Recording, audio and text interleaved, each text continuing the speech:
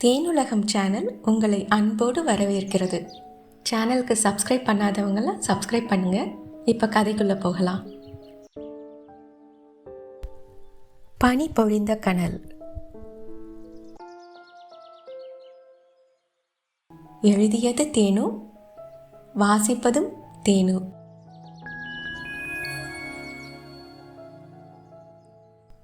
அத்தியாயம் 8.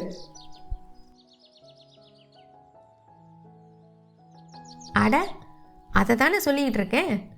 எங்கிட்டும் போக முடியாதான். ஊரடங்கு போட்டு வச்சுருக்கான் அந்த கொல்லையில் போகிறவன். ஏன்னு கேட்க ஒரு நாதி இருக்கா?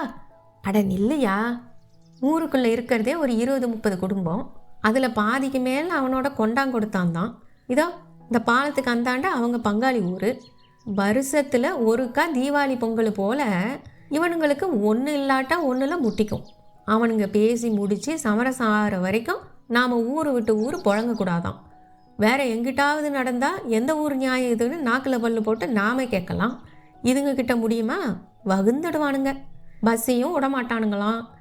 அதான் சந்தைக்காரங்கிட்ட சொல்லி ஒரு வாரத்துக்கு கடைக்கு வேண்டிய மளிகை சாமான் காய்கறி எல்லாம் கொண்டாந்துட்டேன். வந்து என்ன வேணுமோ வாங்கிக்கோ தம்பி. விலையெல்லாம் ஏற்றலை, அதே விலை தான். வர லாபம் வந்தால் போதும். எரியற வீட்டில் பிடுங்குற வரைக்கும் லாபம்னு விலை ஏற்றுற பழக்கமெல்லாம் நமக்கு சுட்டு போட்டாலும் வராது. அப்படி சேர்த்த துட்டு உடம்புல ஒட்டுமா? அட, 1000 சேர்த்து வச்சு என்ன, போகிறப்ப என்னத்தை வாரிக்கிட்டு போக போகிறோம்? இது என்ன பாட்டி அநியாயம் என்று பாட்டிக்கு சரியாய் பேச்சு வளர்த்தாள் மயிலா. அவன் முறைத்ததை மதிக்கும் எண்ணமே இல்லை. எதிர்த்து சொல்லி புகார் கொடுத்தால் இந்த அராஜகம் எல்லாம் எந்த அளவிற்கு வேலைக்கு ஆகுமோ தெரியாது. ஆனால் ஊரே சொந்தம் எனும்போது இது போல நடப்பது என்றும் அதிசயம் இல்லையே. இந்த மண்ணின் பின்புலம் தெரியாமல் இது மயிலாவுக்கு புரியாது. அதனால தான் காலையில் கதவை தட்டி பாலை கொடுத்தீங்களா பாட்டி? ஆமாம் ராசாத்தி, நீ கொடுத்த டீ என் நாக்கிலேயே நிற்குதாத்தா. இது டீயா? பல நாள் பழக்கம் போல பாட்டியோடு அவள் உரையாடி கொண்டிருந்ததையே எரிச்சல் தாழாமல் பார்த்திருந்தவன் அவன். இவளானால் அதற்குள் டீயை கைமாற்றிக்கொள்ளும் வரை பழகிவிட்டாளா? தேஜன் ஆச்சரியமாக பார்த்தான். அவனுடைய சமீட்சையை சிறிதும் சட்டை செய்யாமல் திவ்யமாக மயிலா சம்பாஷணையை தொடர்ந்தாள். இனி தினம் என் கையால் தான் டீ, யோசியாது சொல்லிவிட்டு நாக்கை கடித்து கொண்டு அவனை பார்த்தாள் மயிலா. மெலிதாய் அதிர்ந்தான் அவன். தொண்டையை செருமி சமாளித்தான். சரி பாட்டி, இவ இன்னைக்கு போகணும், ஏதாவது வண்டி வருதான்னு. ஏன் தம்பி, நான் என்ன இங்கிலீஷ்லையா சொன்னேன் என்று பாட்டி சொல்ல கழுக்கென்று சிரித்தாள் மயிலா. உங்களுக்கு இங்கிலீஷ் தெரியாதுன்னு பாட்டி முடிவே பண்ணிடுச்சு. சின்ன குரலில் கேலி பேசினாள். என்ன ஆத்தா சிரிக்கிறவ, சொல்லிட்டு சிரி, நானும் சிரிப்பேன்ல. ஒன்றும் இல்லை பாட்டி, சாயங்காலம் டீயோடு வரேன். அவனை தாண்டி கொண்டு வீட்டுக்கு விரைந்தவளை என்ன செய்வதென்று தெரியாமல் தேஜன் திகைத்தான். ஏன் தம்பி, நீ ஒண்டி கெட்டன்னு நினைச்சேன், இது 6 உன் பொஞ்சாதியா? பாட்டி வேறு திகிலை கிளப்பியது. அதெல்லாம் ஒன்றும் இல்லை பாட்டி, அந்த புள்ள கடைசி பஸ்ஸு தவற விட்டுடுச்சான், போக்கிடம் இல்லாமல் கூட தங்கிக்குச்சு. ஓ சரி தம்பி, சொல்கிறேனேன்னு தப்பாக எடுத்துக்காத. சின்னஞ்சிறுசுங்க இப்படி ஒன்று மண்ணா தங்கிறது நல்லாவா இருக்கு? நான் பார்க்கவும் ஆச்சு, எவனாவது கூறு கட்டவன் பார்த்தா என்னத்துக்கு ஆகுறது? பாட்டியை சமாளித்து அனுப்பிவிட்டு அவளிடம் பாய்ந்தான். ஏய் நில்லு. சோ, இப்போ என்ன வேணும் உங்களுக்கு? அதான் ஊரடங்குன்னு பாட்டி சொல்லிச்சுல்ல, இன்னும் என்ன செய்ய சொல்கிறீங்க? இப்போதைக்கு இவன் நகரமாட்டா போல இருக்கு. மனம் தோல்வியை ஒப்புக்கொண்டது. இருந்தாலும் மீசையில் மண் ஒட்டக்கூடாதே. பார், நைட்டு பாட்டி கூட தங்கிக்கோ என்று பகல் பொழுதை பற்றி பேசாது விடுத்தான். மதியம் இருப்பதை வைத்து தேஜேந்திரனை சமைத்தான். கம்பெனி தரட்டுமா சார் என்று சொல்லி மயிலாதான் வாய் ஓயாமல் பேசி கொண்டிருந்தாள். எப்படி பேசி பார்த்தாலும் அவனது பெயர் தொழில் தாண்டி ஒரு விஷயமும் பெயரவில்லை. அவனுடைய தனிப்பட்ட விவரம் எதுவும் தெரிந்த பாடில்லை. வெளிப்படையாக நீங்க எலிஜிபிள் பேச்சுலரா என்று மட்டும்தான் கேட்கவில்லை. என்ன சார், இப்படி எல்லாம் நீங்களே செஞ்சுக்கிட்டா எப்படி? உங்க ஒய்ஃப் எப்படித்தான் உங்களை இம்ப்ரெஸ் பண்ணுவாங்களோ என்று கூட மறைமுகமாக கேட்டுவிட்டாள். இதற்கு நேரடியாகவே உங்களுக்கு கல்யாணம் ஆயிடுச்சா சார் என்று கேட்டிருக்கலாம். அவனோ will you shut up and get lost என்று மட்டும்தான் சொல்லவில்லை. ஒரு ஹெட்ஃபோனை எடுத்து காதில் மாட்டிக்கொண்டான்.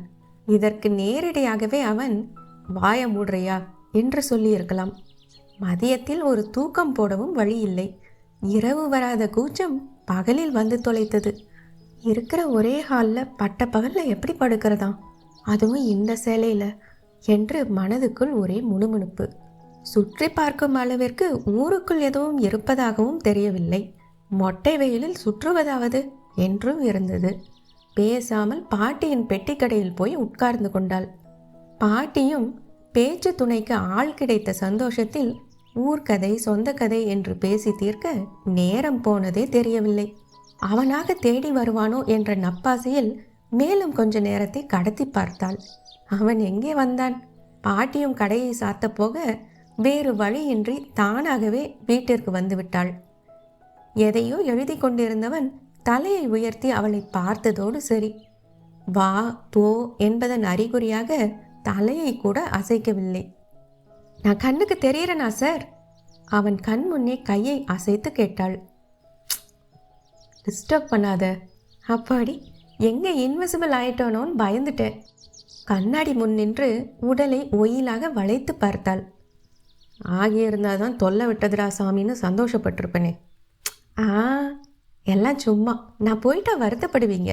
தொணத்தவளை முறைத்தபடியே ஹெட்ஃபோனை அவன் எடுக்க போக அவள் முந்திக் கொண்டாள். ஓகே ஓகே, நான் பேச மாட்டேன், பயப்படாதீங்க. டீ போடுறதுக்கு தான் வந்தேன். கமகமக்கும் மசாலா டீ எனக்கு வேணாம். நான் கேட்கவே இல்லையே என்று குறும்பாக சொன்னவள் உடனே சமாதான கொடியேற்றினாள். சும்மா சொன்னேன் மிஸ்டர் டிஜே. பா, என்னம்மா கோவம் வருது? அதை கூல் டவுன் பண்ண ஹாட்டாக ஒரு டீ. அவனை பேச விடாமல் அடுக்கலைக்கு ஓடினாள். முன்பு போலவே 3 டீ. பாட்டியிடம் கடன் வாங்கிய டம்ளரில் அவருக்கும் ஒன்றை ஊற்றி எடுத்துக்கொண்டு மீண்டும் அவள் சிட்டாக பறந்து விட்டாள். மாலை உணவின் போதுதான் மீண்டும் வந்தாள்.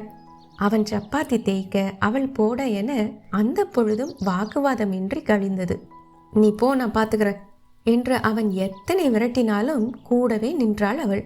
அவனை பார்க்க பார்க்க அவன் கூடவே இருக்க வேண்டும் போல இருந்தது. அவளுடைய அப்பா எல்லாம் சமையல் கட்டு பக்கம் தலையை கூட வைக்க மாட்டார். புஜங்கள் திரள அவன் மாவை திரட்டும் அழகை ரகசியமாக ரசித்தாள். மாவோடு சேர்த்து அவளின் மனதையும் திரட்டி கொண்டானோ? இப்படியாக எண்ணி உதடு கடித்து உவந்து போனாள் அவள். கற்பனையில் திளைத்தபடியே டீ பாத்திரத்தை அவள் எடுக்க தேஜன் குறுக்கிட்டான். மறுபடியும் டீயா? எனக்கு வேணாம். Sir sir please. என்னை கட்டாயப்படுத்தாத. பள்ளி பாட்டி பாவம் சார். புரியல. பாட்டி டீக்கு வெயிட்டிங். பாட்டியோட பாவம் பொல்லாதது சார். ஹே பைத்தியம், எனக்கு தானே வேணான்னு சொன்னேன். உங்கள் 2 பேருக்கும் போட்டுக்க போ. முடியாதே, எனக்கு 3 டீ அளவு தான் தெரியும். உங்களுக்கு ஒரு ரகசியம் சொல்லட்டுமா? உங்களையும் பாட்டியையும் ஆட்டத்தில் சேர்த்துக்கிறதே அதுக்காக தான். இன்னைக்கு நானும் பாட்டியும் கன்ஃபர்ம்ட். ஒரு கை குறையுது. அடிப்பாவி, ஒரு காஃபி தானே ப்ளீஸ். குறும்பாய் நாக்கை துருத்தி சிரித்தாள் அவள். அவளோடு ஜோடி போட்டு சிரிக்க துடித்தது அவனுடைய உதடு. அந்த முரட்டு உதட்டுக்கு தடா போட்ட தேஜேந்திரன் பரிதாபமாக தோற்றான். இரவில் மட்டும் அவன் சொல்தான் வென்றது. முந்தின இரவு சட்டென்று அவனோடு தங்கிவிட்டால்தான். வேறு என்னதான் செய்துவிட முடியும் என்று தோன்றிடவே அந்த நேரத்தில் அதுவே சாலச்சிறந்த முடிவாகவும் தோன்றியது. அது எல்லாவற்றையும் தாண்டி அவன் மீது ஏதோ ஒரு நம்பிக்கை. நேற்றிரவு சாதாரணமாக எடுத்த முடிவு பகல் பொழுதில் நிதானித்து யோசிக்கையில் பூதாகரமாக தோன்றியது. அப்பாவுக்கு தெரிந்தால், மாமாவுக்கு தெரிந்தால் என்று கற்பனை விரிந்து வயிற்றில் புளியை கரைத்தது. அதனால் பாட்டியோடு தங்கிக்கோ என்று அவன் சொல்லாவிட்டாலும் அவளாகவே அந்த முடிவுக்குத்தான் போயிருப்பாள். ஆகையால் அவன் சொல்படி பாட்டியோடு இரவை கழித்தாள்.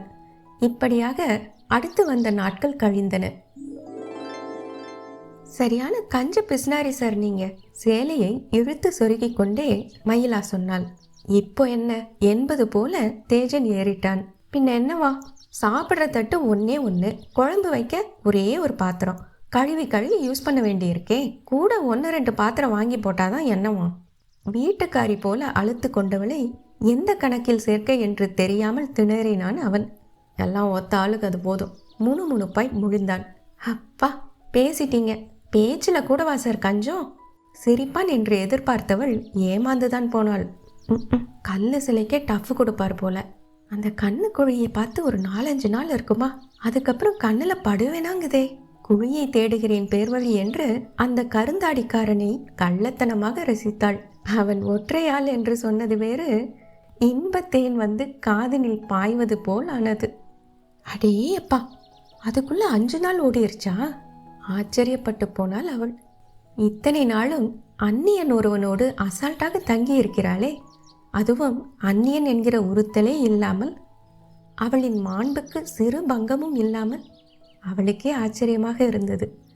1 நாள் 2 நாளில் ஊர் சச்சரவு அடங்கிவிடும் என்று தான் அவளும் சரி அவனும் சரி நினைத்திருந்தார்கள். அதுவோ இப்போதைக்கு முடியாது போல இருந்தது. சமரசம் பேச அன்புலத்தூர் பெரியவர் வர வேண்டுமாம். அதற்குள் அங்கொரு கெட்ட காரியம் நடந்துவிட அந்த தீட்டு கழித்த பின் தான் அவர் தீர்ப்பு சொல்ல முடியுமாம். அதனால் ஊர்க்காரர்களுக்கு பெரிதாக பாதிப்பில்லையோ என்னவோ, வேற்று இடங்களுக்கு செல்ல ஏதோ சுற்றுப்பாதை குறுக்கு பாதை என்று சமாளித்து கொண்டனர். இது வாடிக்கைதான் என்பதால் அதை பற்றி பெரிதாக எவரும் அங்கே அலட்டி கொள்ளவும் இல்லை. சொல்லப்போனால் மயிலாவுக்குமே கூட இதனால் பெரிய பாதிப்பு இல்லை என்றுதான் சொல்ல வேண்டும். இங்கிருக்கும் மக்களின் வாழ்வியல் பற்றி தெரிந்து கொள்வதுதானே அவள் வந்த நோக்கம். கிடைத்த சந்தர்ப்பத்தை அதற்கே பயன்படுத்தி கொண்டாள். இங்கிருப்பவர்களும் அவளோடு எளிதில் பேசி பழகி ஒட்டி கொண்டனர். இப்போதானால் அவளுக்கு ஒரு பெரிய தோழியர் பட்டாளமே உருவாகிவிட்டது. பொழுதானால் போதும், அவர்களோடு உரையாடவே அவளுக்கு நேரம் போதவில்லை. அவசரத்துக்கு அவர்களின் அணிமணிகளை கூட அணிந்து கொண்டாள். அந்த அளவிற்கு நெருங்கி விட்டிருந்தனர். அன்றைக்கும் தன்னுடைய ட்ரேட்மார்க் பொன் மஞ்சள் ஆடையை விடுத்து வேற்றுடையில் இருந்தாள் மயிலா. அதை கண்டு கொண்டதன் அடையாளமாக தேஜன் புருவத்தை சுருக்கினான். என் ஃப்ரெண்டோட ட்ரெஸ் டீச்சர் சார், நல்லா இருக்கா? ஃப்ரெண்ட்? ஆமாம், ஃப்ரெண்டு தான். நீங்கள் இங்கே எத்தனை நாளாக தங்கியிருக்கீங்க? ஒரு ஃப்ரெண்டு உண்டா? அட்லீஸ்ட் பக்கத்து வீட்டு பாட்டியோட பேராவது உங்களுக்கு தெரியுமா சார்? அவன் தோளை குலுக்கினான். எனக்கு எத்தனை ஃப்ரெண்ட்ஸ் தெரியுமா? அவனுடைய பதிலுக்கு காத்திராமல் மயிலா தொடர்ந்தாள்.